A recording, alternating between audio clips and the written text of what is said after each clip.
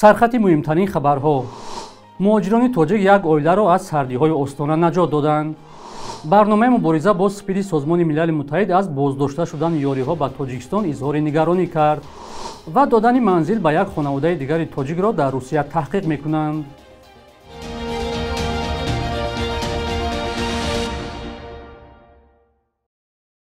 дуруд бинандаҳои азиз, барномаи навиди бомдодиро бо хабарҳо аз Тоҷикистону ҷаҳон аз студияи радиои Озодӣ дар душанбе тақдим мекунем. имрӯз 7 март аст. басби Ҳалимбек, зани 27-солаи тоҷик, ҳамроҳи шавҳар ва писараш, ки дар шаҳри остонаи Қазоқистон бесарпаноҳ ва бекору даромад монда буд, ба кӯмаки муҳоҷирони дигари тоҷик ба Душанбе фиристода шуд. дар ин бора худи ӯ ба тарҳи Мигрант медиаи радиои Озодӣ хабар дода гуфтааст, шаби 4 ба 5 март ба Душанбе расиданд. Мигрант медиа охири моҳи феврал дар бораи ин хонавода гузориш дода буд. баъди нашри ин гузориш, басби мегӯяд муҳоҷирон ва шаҳрвандони дигари хайрхоҳ ба онҳо тамос гирифта дасти кӯмак дароз карданд.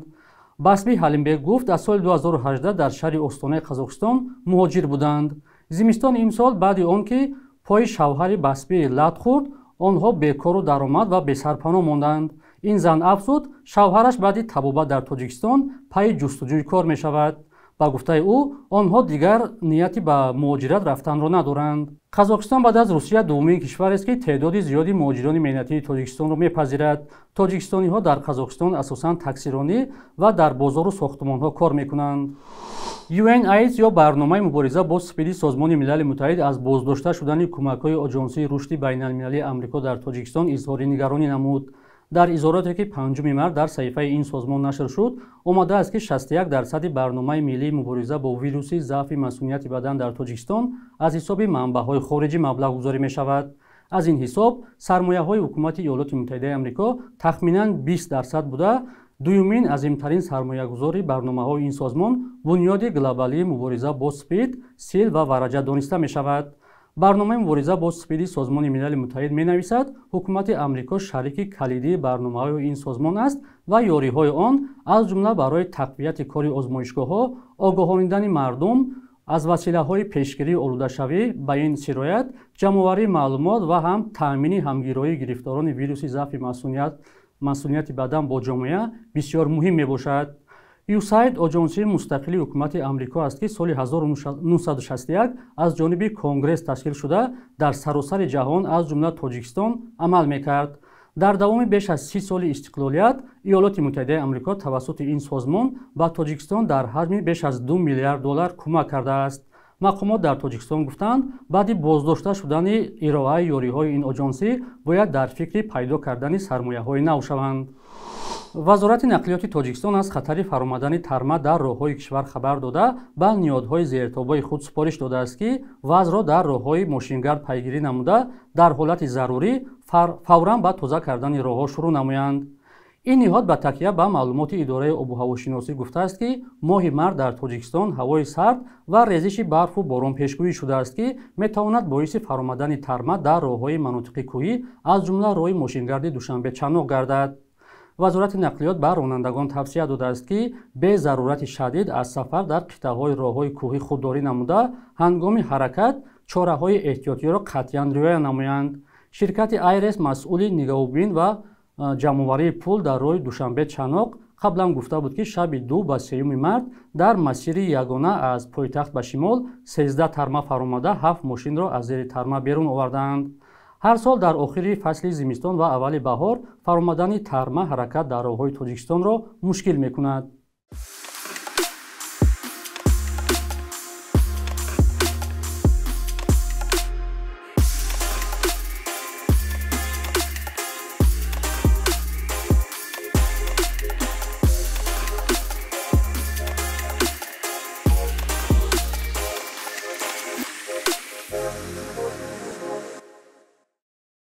кумитаи тафтишотии Татористон додани хона ба як оилаи муҳоҷири тоҷик дар шаҳри Нижнекамскро таҳқиқ мекунад.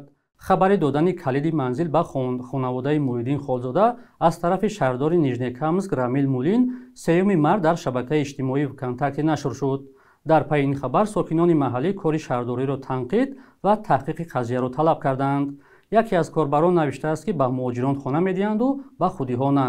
корбари дигаре бо ёдоварӣ аз ҳамла ба Крокус-Сити, ки дар он чанд шаҳрванди Тоҷикистон низ айбдор мешаванд, хостори барканории онҳое шудааст, ки қарорӣ додани манзилро имзо карданд. Муҳиддин Холзода ва ҳамсараш Малика Тоирова шаҳрванди Русия буда 4 фарзанд доранд. Маълум нест сарнавишти ин хонавода ба чӣ меанҷомад. дар 3 моҳи охир дафъаи сеюм аст, ки тақдими хона ба зодаҳои Тоҷикистон дар Русия баҳсбарангез мешавад. аз ин пеш ба оилаи Акрам Масаидов, зодаи Тоҷикистон, ки 4 фарзанд дорад, дар шаҳри Качканари вилояти Свердлов хона доданд. гурӯҳҳои марбут ба миллатгароёни Русия дар Телеграм навиштанд, ки дар Качканар ҳадди ақал 20 хонаводаи камбизояти рус дар навбат ҳастанд, вале муҳоҷирони дирӯзӣ соҳиби хона мешаванд. дар нимаи моҳи январи имсол дар шаҳри Митиши наздики Москав бо зодаи Тоҷикистон Таҳмина Самадова манзили зист тақдим карданд. дертар мақомоти Русия зери фишори ҷомеа манзилро аз ин оилаи 3 фарзанд гирифта, онҳоро ба тақаллуб муттаҳам карданд. манбаъҳои огоҳ ба хабаргузории Reuters гуфтанд, ки фармони нави Доналд Трамп раиси ҷумҳури Амрико барои манъи сафар ба ин кишвар то ҳафтаи оянда содир хоҳад шуд ва ин фармон шомили афғонҳо ва покистониҳо ҳам мешавад. ин гузориш, ки 5 март бо нақл аз 3 манбаи огоҳ нашр шуд, мегӯяд, ин мамнуият бар асоси баррасиҳоест, ки ҳукумати Амрико дар бораи хатарҳои амниятии кишварҳо анҷом додааст ва метавонад ба ҷуз Афғонистон ва Покистон шомили кишварҳои дигар низ шавад. гузаштаи ин фармон ба аввалин давраи президентии Доналд Трамп бозмегардад, ки вуруди мусофирон аз 7 кишвар, асосан мусулмонон, ба Амрико манъ шуд. сиёсате, ки мухолифони ҳукумати Трамп ва гурӯҳҳои пуштибони ҳуқуқи башар онро ба чолиш кашиданд, аммо додгоҳи олии Амрико онро дар соли 2018 таъид кард. бо ин вуҷуд, Ҷо Байден, раисҷумҳури пешини Амрико, ки фармонро дар соли 2021 бекор кард ва онро доғе барои виҷдони миллии амрикоиҳо номид.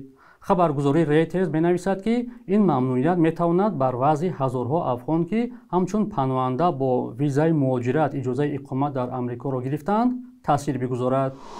бахши якрӯзи таърихро ҳамкорамон Хиромон Бақозода омода кардааст, ки таҳаввулоти муҳимтарини таърихро дар рӯзи 7 март фаро мегирад.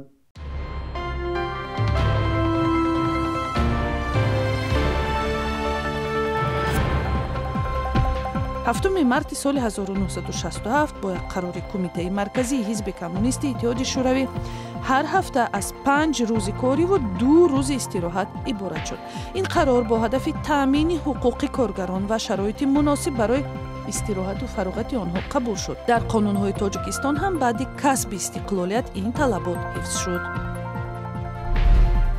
бо гузашти 4 аср аз ҷанги шаҳрвандии Тоҷикистон, мақомоти ҳифзи қонун яке аз раҳбарони гурӯҳҳои силоҳбадаст ва гумонбар дар қатлҳои худсарона Хуҷа Каримов ё Хуҷа Камандирро ба ҷавобгарӣ кашиданд.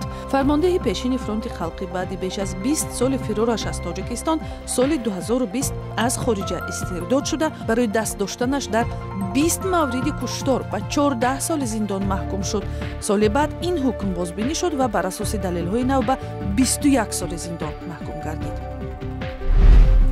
7 марти соли 1922 як рассому қаламкаши мардумӣ Зулфия Баҳридинова таваллуд шудааст, ки бештар аз роҳи эҷоди нақшу нигори мардумӣ тавассути сӯзанӣ ва гулдӯзӣ чеҳраҳои шахсиятҳои маъруфро эҷод мекард. рассоми халқии Тоҷикистон 91 сол умр дид ва соли 2015 маркази таълими истеҳсолии наве дар Хуҷанд ба номи Зулфия Баҳридинова гузошта шуд. субҳи имрӯз дар бонкҳои тиҷоратии Тоҷикистон 1000 рубли русӣ 121 сомонӣ арзиш дорад. 100 доллари амрикоӣ бошад ба 1085 сомонӣ баробар аст. хурби расмии Бонки Миллии Тоҷикистон барои имрӯз чунин таъин шудааст.